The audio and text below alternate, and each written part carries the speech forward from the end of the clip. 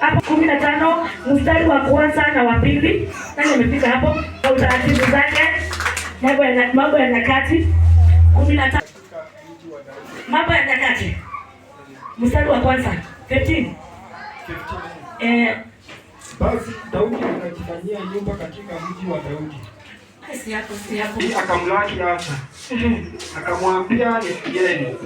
Asa na Yuda wote na Benyamini, Bwana yu pamoja nanyi. Mkiwa pamoja naye nani ataonekana kweli. Amen. Tufikisha hapo mtumishi. Kila mtu ameelewa vizuri? Ama niongea na maiki ndio usikie vizuri.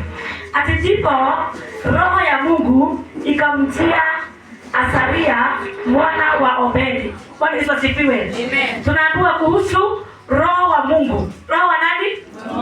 Roho wa Mungu akamtia Asaria mwana wa Obedi. Kwa hivyo nataka kusema wakati roho wa Mungu anakuja juu ya maisha yako, kuna mambo yanakujaga anakusungumzia. Kwa hivyo wakati roho wa Mungu alishuka, kwa hivyo hata siku ya leo roho wa Mungu anaweza shuka ndani yako. Si ndio? Abia mwenzako roho wa Mungu anaweza shuka ndani yako. Ati roho ya Mungu ikamtia Asaria mwana wa Obedi. Unaweza huyo jirani yako muuliza wewe ni mwana wa nani?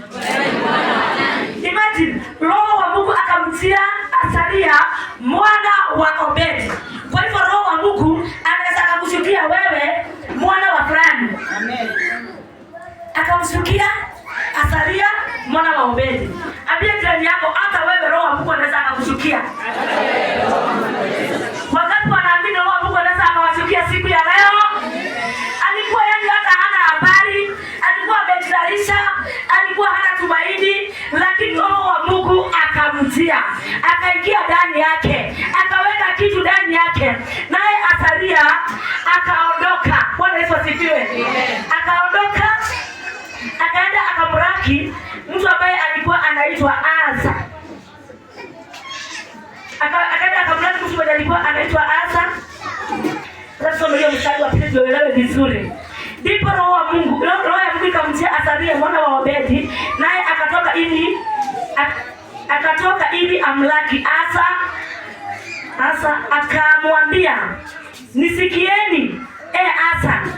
Roho wa Mungu sasa akamwambia. Wakati sasa alitokelezea Asaria mwana wa Obedi, naye alienda akamlaki Asa. Na akaenda akamwambia, Asa, Wajogona, Rusi, Pastor James, kwa sababu aliambia Asa na Yuda na wote wa Benjamini. Kwa hivyo wote ambao tumekusanyika mahali hapa, roho wa Mungu ako pamoja na sisi na kuna jambo anataka kunena juu ya maisha yetu. Bwana Yesu asifiwe. Roho wa Mungu akamtia Reverend mwana wa Maina, ama akamtia Teresa mwana wa Maina, naye akamuendea Judy, akamuendea Mama Jogona, na wewe na yule mwingine, akamwambia ya kwamba alimwambia aje, Bwana yu pamoja nanyi. Bwana Yesu asifiwe.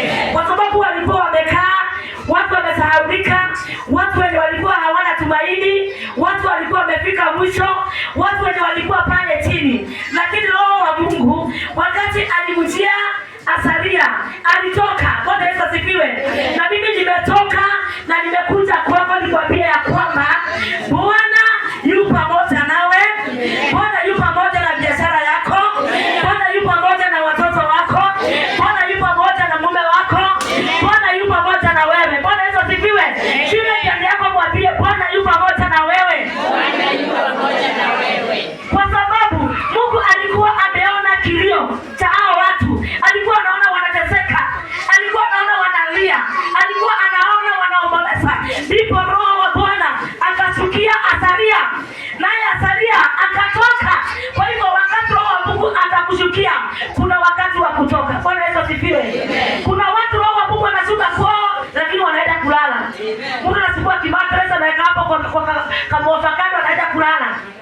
Tunasema sasa ya kuonyesha mambo ya mbinguni. Wakati roho wa Mungu anashuka ndani yako, kuna wakati wa kutoka na kuenda. Kwa sababu lazima tupeleke habari. Kwa hivyo jamaa alikuwa amejikalisha pale, alikuwa yeye hata ajui afanye nini, lakini roho wa Bwana alimshukia.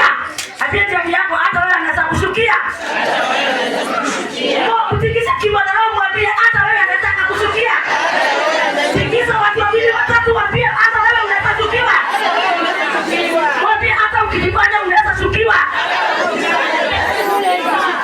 Kwanza najua kwamba Asaria mwana wa Obedi.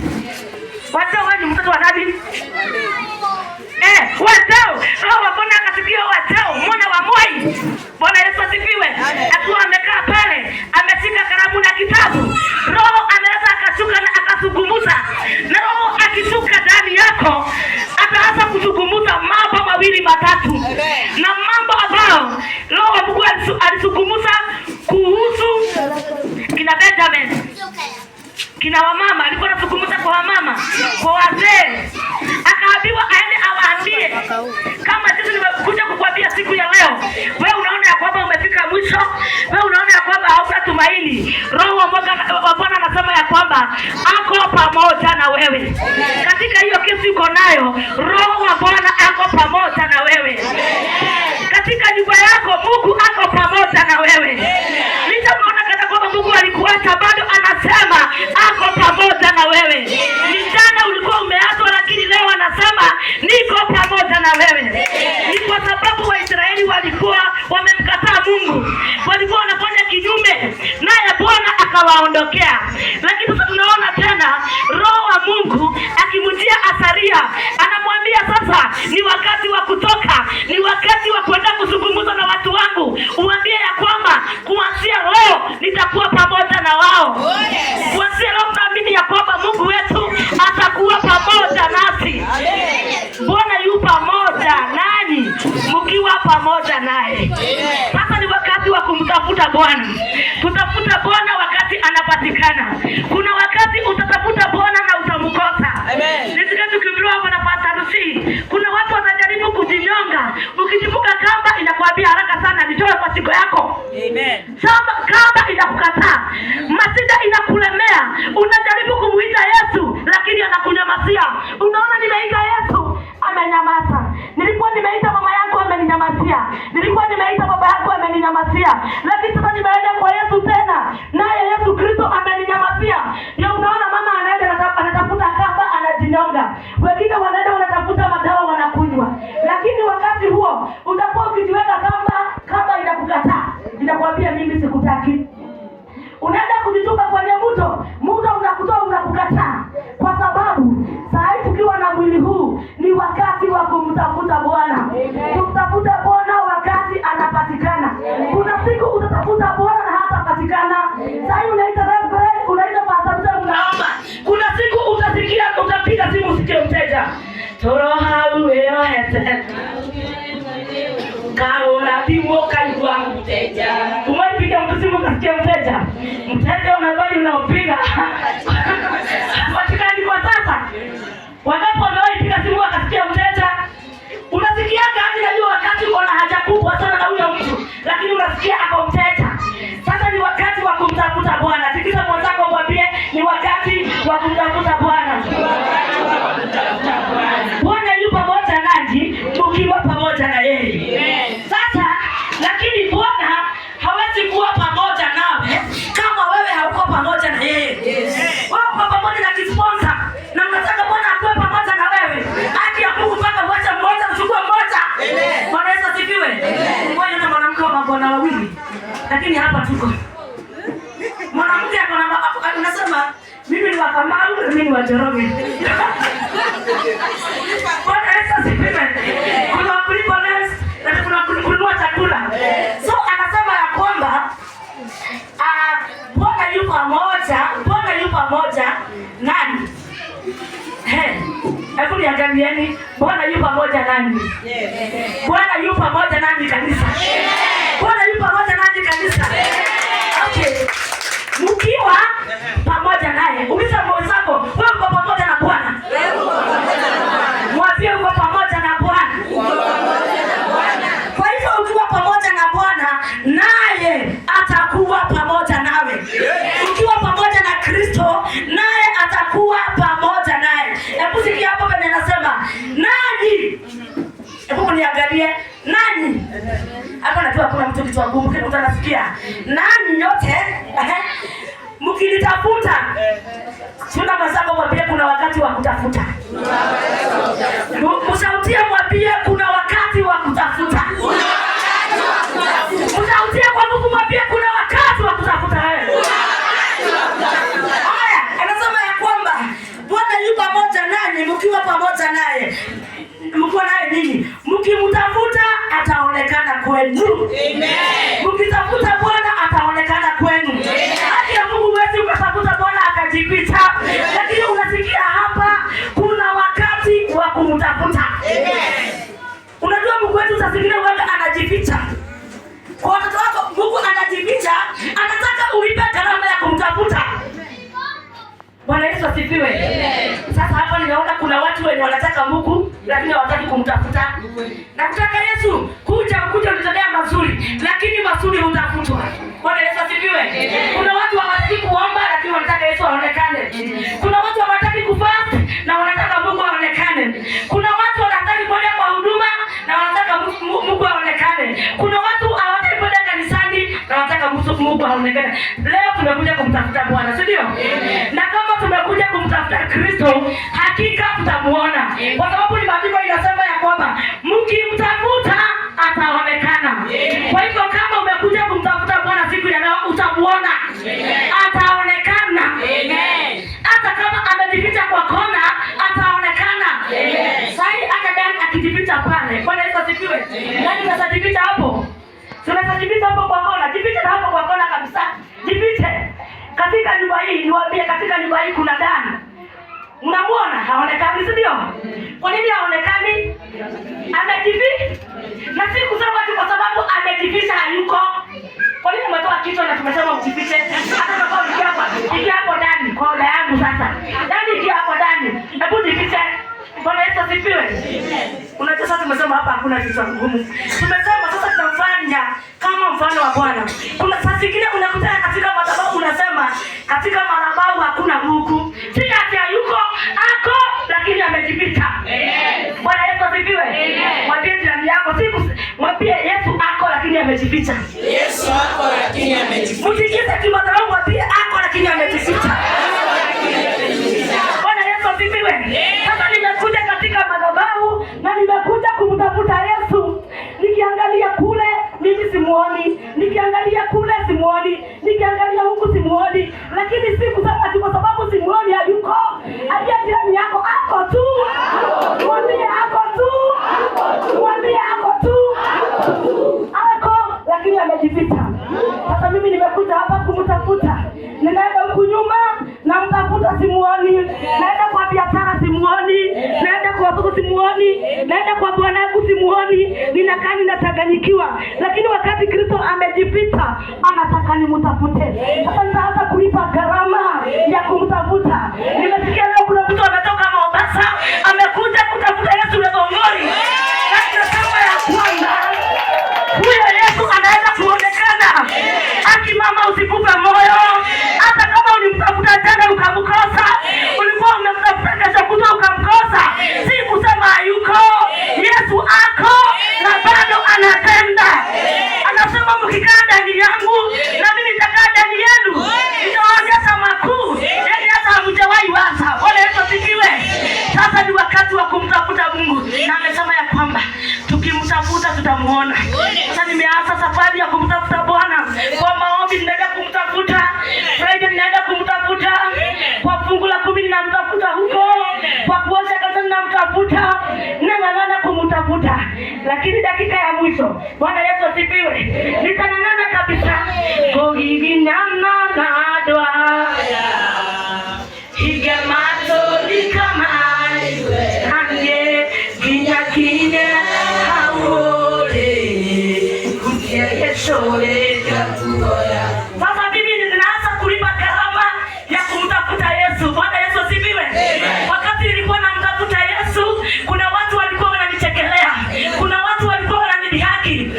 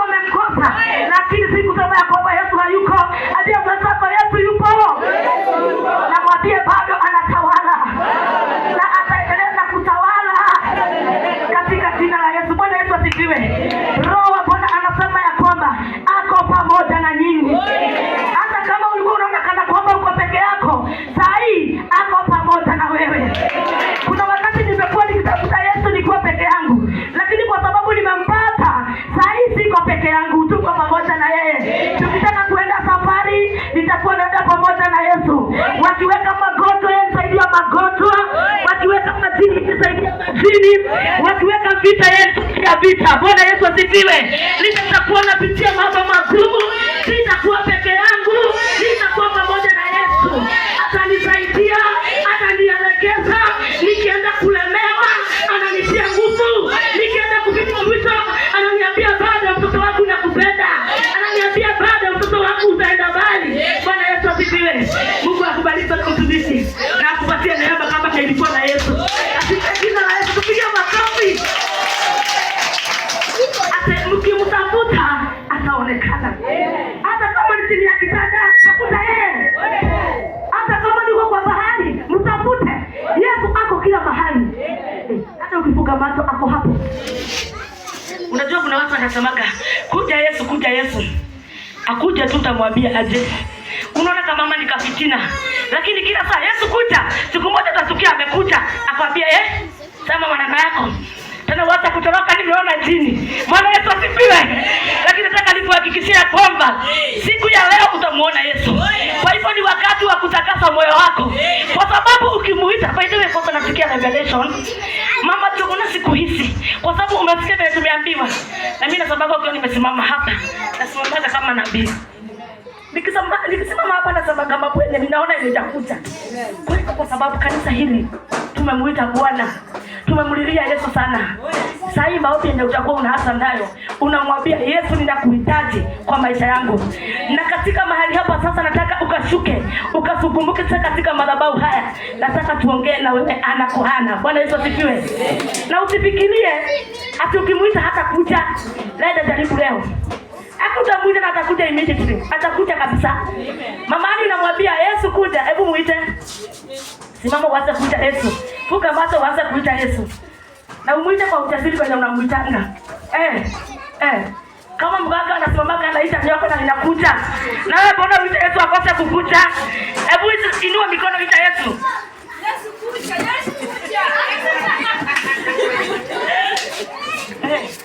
Sakuja. Haya, ananiita na ninakuja. Anataka nimbariki. Lakini unajua wakati Yesu anakuja mahali penye kuna madhabahu yake. Kama uko na madhabahu ya upendo ndani yako, Yesu atakuja. Kama unakuwa na madhabahu ya amani na watu wengine, Yesu atakuja. Lakini wacha Yesu akuje apate madhabahu ya iko ndani yako, si yake. Akikuja pale atafanya nini? Atakutweka sawa sawa. Tulimwita na amekuja. Ambia jirani yako shuka kutoa nguo. Hapo hakuna amen. Hapo hakuna. Lakini wacha niwaambie ukweli. Leo ukimuita Mungu mpaka atakuja. Unaita Mungu, umeamka umepiga magoti hapo. Na kuna kitu kingine kinangolota hapo na anangolota hapo na si bwanako. Lakini unamuita Yesu akuje. Anakuja na watoto wa jamaa bila hapo. Na kusema ni nani? Bwana Yesu asifiwe. Wacha niwahakikishie kitu moja. Ukiita Yesu siku ya leo anakuja. Na kwanza tutamwitia katika haya madhabahu. Anasema muniite na nitaitika. Munitafute na mtaniona. Wakati unataka kutafuta Mungu, hata kama unatafuta Mungu utamuona. Lakini akikuja mtaelezana aje? Ndio kama sasa hivi. Unataka mpenzi na umekaa sana bila yeye. Si mtu waka anajiandaa. Unatengeneza nini? Table room. Unaweka ile marasi, maua, kitanda unaweka sasa machipsa hoi. Unajipaka kwa sababu kuna mgeni anaingia. Sasa unataka mtu lakini akikuja mpaka magada ya madisi kwa meza tu. Kwa kiti kuna daipa za mtoto. Hata hujaota nyumba kwa wiki 3. Kuna nuka. Alafu unaita mgeni wa heshima akuje. Akikuja atafanya nini? Atakuwa na harufu na atatoka na dada akisema huyo mama mshamba. Bwana Yesu asifiwe. Ambie mwenzako Yesu anakuja leo. Mwambie roho yako iko namna gani? Kuna mtu ametawa na chuki ndani yake. Hebu kwa kusikia kuna kamsali kanasema hapa ya kwamba lakini mkiniwacha nitawaacha nyinyi. Tukiacha Mungu atatuacha na yeye. Unajua tunaweza acha Mungu kulingana na matendo yenye tunatenda. Bwana Yesu asifiwe. Kuna mama mmoja alikuwa mama mcha Mungu sana. Alikuwa mama wa maombi. Alikuwa mama wa kwenda kufast. Alikuwa mama nyuma alikuwa anaita wamama kama mama yetu hapa, anawaambia maneno mazuri ya Mungu. Lakini siku moja huyo mama alikuwa anaenda kanisani. Bwana Yesu asifiwe. Kama penye ulijitayarisha kutoka kwako ukakuja hapa. Amen. Akajitayarisha hapo, amebeba Biblia yake, amebeba Biblia na kahadiba. Amekuja hivyo mama wa heshima, mama wa kanisa Sharede. Madam Sharede, unaona kama anakuja kwa smart. Akawa amevaa ile kaguo kake na ile kibeti. Hata jana kwa jana kuna mtu alisema wewe ni minji. Kuna mtu alisema hata hiyo kitu wakati kwa izungumza mpaka jioni. Kwa sababu akikuja ameng'ara, amekuwa kama msichana wa class 8. Amevaa vizuri. Kuvaa vizuri si dhambi, si ndio? Nikaona kama huyo mtu anaona yeye ni minji na bwanake anaona aje. Bwana Yesu asifiwe. Hata sasa mama kama huyu mwenye anapenda Yesu amekuja katika madhabahu. Akakutana mama mwingine akamwambia, wewe mchawi wewe. Huyo mama unasikia ameokoka kabisa. Lakini alikutana mama mwingine pale mwenye hajaokoka akamwambia, wewe ni mchawi. Hata nimesikia mama nani ananiambia, wewe kumbe wewe uko na bwana yake. Wewe umeipa bwana yake takataka hii. Usiona ile maneno matapo ni watu wanajua kutusiana. Huyo mama akasikia hiyo matusi imempanda kupanda, akasikia hata hapa kama ni nini, hata kama hapa nilikuwa namtafuta bwana, sisi nimweka chini kidogo tupambane na hizi na nataka kusema neno lingine lakini sipatana niachane nayo kwa sababu niko kwa madhabahu. Akasema huyu mama hata mimi nimeokoka, alafu mama hapa ananibihaki na maneno, akamtusi, akaendelea kumtusi, watu wanaendelea kusikia. Lakini huyo mama akasema ya kwamba hata kama nilikuwa nampenda Yesu, wacha niweke Yesu wangu chini. Unaona? Alikuwa ametembea na Yesu miaka mingi, lakini akasema kwa sababu ya matusi ya yule na mambo yanasema ni ya uongo, wacha niweke Yesu chini. Sasa wakati ameweka Yesu chini, si Yesu ameondoka. Kwa hivyo madhabahu ya Yesu iliondoka hapo. Sasa akaanza sasa kukabiliana na yule mama. Wakapigana, wakafundana kwa barabara. Lakini yule mama sijui kama ni nguvu zake za kipepo ama za kishetani, kwa sababu yeye bado hata kama alikuwa anapigana na huyu Mkristo, alikuwa na nguvu za kishetani. Lakini sasa huyu tunaona sasa alikuwa ameondoa madhabahu ya Mungu, kwa sababu alisema acha nimweke Yesu chini, tupambane na wewe.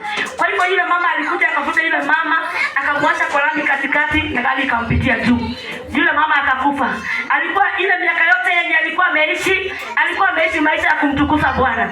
Alikuwa ameishi maisha ya kumtafuta Bwana. Lakini siku moja tu, kwa sababu alikuwa ameletewa jaribio, akashindwa kushinda jaribio likamshinda.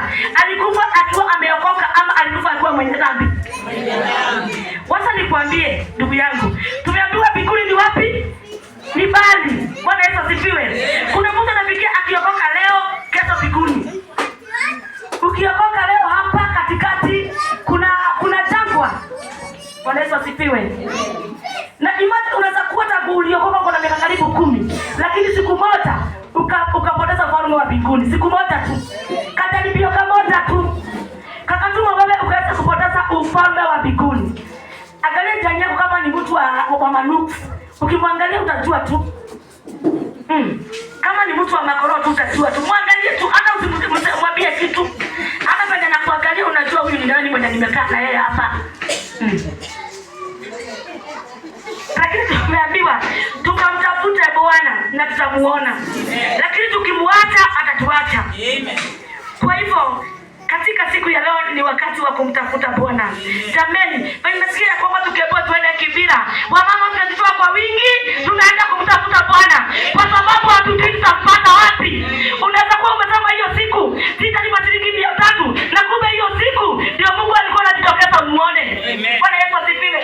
Ukisikia wanaenda Gazorai, ng'ang'ana kumtafuta. Ukisikia wameitana hapa kanisani watu wakuje waombewe, ng'ang'ana kumtafuta Bwana. Bwana Yesu asifiwe. Kwa nini unaniangalia vibaya? Niulie mkono kama unakasirika na hiyo neno. Ona bado watu wamekasirika. Kwa hivyo mimi naomba Roho wa Mungu ashukie kila mmoja siku ya leo. Na Roho wa Mungu akikushukia, lazima uende. Hata kama ni kichwa gumu na mna gani, Roho wa Mungu akishuka, mtumishi ni wakati wa kusimama na kuenda. Akikwambia pelekea Milika habari, ni wakati wa kutii. Bwana Yesu asifiwe. Hata kama utakuwa kama Musa unasema mimi sijui kuongea vizuri, Mungu atajua venye atafanya na huko mbele. Lakini wakati wa kuanza ni kuamka.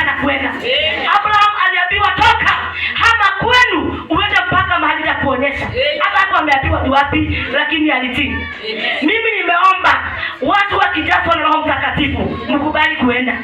Imagine umejazwa na Roho Mtakatifu, unaambiwa kuna mama Bagadi na ni mgonjwa anahitaji usaidizi wako, lakini unasema hii 200 baadaye ninunue nyama. Ninang'ani nikamwambia mgonjwa, kwani atakufa ni wetu.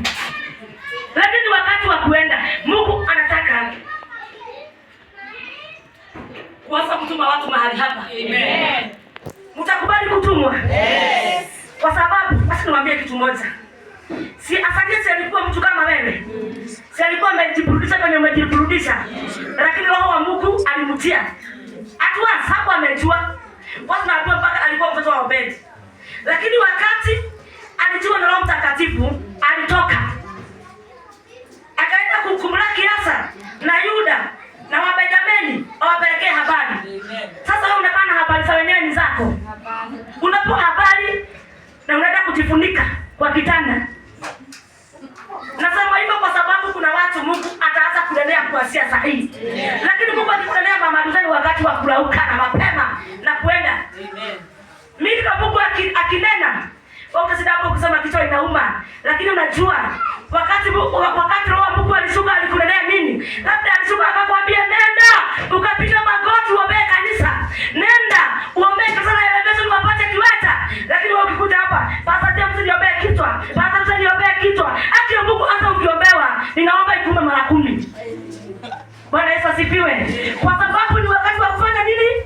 Wa kutoka. Unaambiwa upelekea mtu fulani nguo kwa sababu imekuwa ndogo. Ukifanya inaruka. Inaruka tu kwa watu. Mimi nakumbuka kuna nguo nilikuwa napenda. Hiyo nguo nilikuwa hiyo kabisa. Sijaipenda nguo kama nilikuwa nimependa hiyo nguo. Na hiyo nguo mpaka Mungu akanizungumzia nitapatia nani. Lakini nilikuwa nguo ya pesa mingi. Nilikuwa nikivaa hivyo. Nakaa kama kasichana ka shule. Hata ukisimama unasikia mpaka unaulizwa uko na bwana. Bwana Yesu asifiwe. Amen. Nasema hivi moja miaka 10 na kuna mtu mwenye anahitaji. Wewe bado umeifamilia tu. Kabla umefanya karibu miaka 20 na Mungu anataka uachilie kupatia nyingine, lakini umekatalia tu. Roho wa Mungu akikujia siku ya leo, hata akikwambia ulete mali yako yote leta.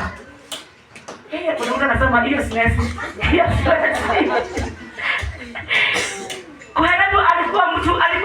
alikuwa mtu mkarimu sana, lakini alifikishiwa wokovu katika nyumba yake. Kwa hivyo kama hakutaki Roho wa Mungu, kwa sababu mnajua tunapoomba siku ya leo Roho wa Mungu anashukia watu hapa. Utakuwa unaona mpaka watu walikuwa wanatoa mashiriki, watakuwa wanakuja hapa na maelfu. Kwa sababu Roho wa Mungu akizungumza, hata hiyo karibu kwenye umeweka na huku na huko kwa brand huko chini, akisema utoe, utatukia umewekelea. Usajani yako kuna sema umeficha. Nitaangalia Biblia nitasema. Roho wa Mungu wakati anashuka ndani ya maisha yako, uweka unakuwa kama wazimu. Ukitaka kutolea Mungu unakuwa kama wazimu. Kama ni kumwibia Mungu unaiba kama wazimu, ni kwa sababu umejazwa. Amen. Wakati Yesu alikuwa anaenda, aliambia wanafunzi wake, sitawaasa kama yatima, bali naenda kuachilia Roho Mtakatifu. Na wakaambiwa wasitoke Yerusalemu mpaka waletewe msaidizi. Bwana Yesu asifiwe. Kwa hivyo msaidizi akikuja juu ya maisha yako, Mungu anasema Roho Mtakatifu aliingia kwao, walianza kuongea kwa lugha mpya. Huyu anaongea Kimasai, huyu ni Kijaruo, huyu ni Kiunani. Wakakaa kama wazimu. Bwana Yesu asifiwe. Mwambie jirani yako, Roho wa Mungu akishuka kwako, utatoa kama wazimu. Utahubiri kama wazimu. Kwa sababu Roho wa Mungu akiingia kwako, uzuri wa Bwana utakuta. Utajaa ndani yako. Nani anajua karakta za mlevi? Mlevi anakunywa chupa moja. Haikuwa anaanza kuingia. Anasema hata chupa nyingine ya pili. Inaleta akienda ya 3, kila mtu pewa. Hata wewe pewa, wewe mkono nani? Hata wewe pewa. Wewe mkono nani? Patia huyu. Kwa sababu amejawa na roho ya kupeana. Ni kweli ama si kweli? Mlevi akilewa, anaenda akipeana. Hata wewe unaona kuna stress shika hivi ya 3, utoe stress. Hata wewe kuja upewe kitu. Kuja. Lakini Mkristo akiokoka kushika kabisa. Hata pata kusida hapa akiitisha 200 ya kulipa church, lakini uko na kadao, lakini unakafinya kanasikia kukufa. Kanauliza kataachiliwa saa ngapi? Bwana